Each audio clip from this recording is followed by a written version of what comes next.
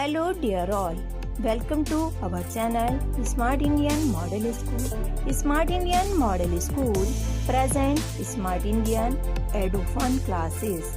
EduFun online classes includes course studies of playgroup to class 12, emotional and communication skills, happiness classes and DIY activities.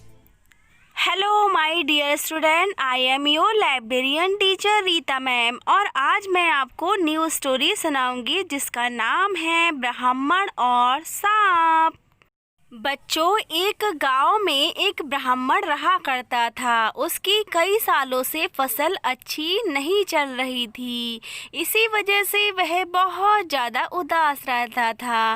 एक दिन वह एक पेड़ के नीचे आराम कर रहा था कि तभी उसकी आँख खुलती है और वह देखिए बैठ जाता है। उसके बाद में वह देखता है कि उसके सामने एक सांप आ जाता है, जिसे देखकर वह सोचता है हाँ, यह कोई साधारण सांप नहीं है और उसका बिल उसी के खेत में था। अब वह उसको प्रणाम करता है और उसके लिए दूध लेकर आता है। अब वह उसको दूध पिलाता है। देखिए, ये उसके लिए दूध लेकर आता है और उसको प्रणाम करके कहता है कृपया करके आप इसे पी लीजिए। अब जब वह सांप उसे पी लेता है तो उस कटोरी में एक सोने का सिक्का आ जाता है, जिसे देखकर वह बहुत ज़्यादा खुश होता है और वह रोज़ उसे दूध पिलाया करता था और रोज़ उसे एक सोने का सिक्का मिलता था। यह देखिए प्यारे बच्चों, रोज़ लेकर आता था दूध। एक दिन उसे किसी ज़रूरी काम से बाहर जाना पड़ा और वह अपने बेटे से कहने लगा कि इन सांप को रोज़ दूध पिला देना बेटा, मैं किसी काम से बाहर जा रहा हूँ। अब वह बेटा उससे कहता है ठीक है पिताजी।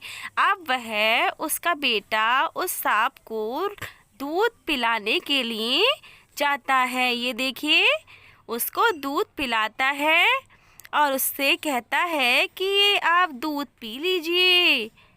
अब देखिए, वो उसे दूध पिलाता है। अब वह सोचता है हाँ, ये तो रोज़ सोने के सिक्के देते हैं, इसका मतलब इनके पास में बहुत सारे सोने के सिक्के होंगे। ऐसा सोचकर वह रोज़ कटोरी में दूध लेकर आता था।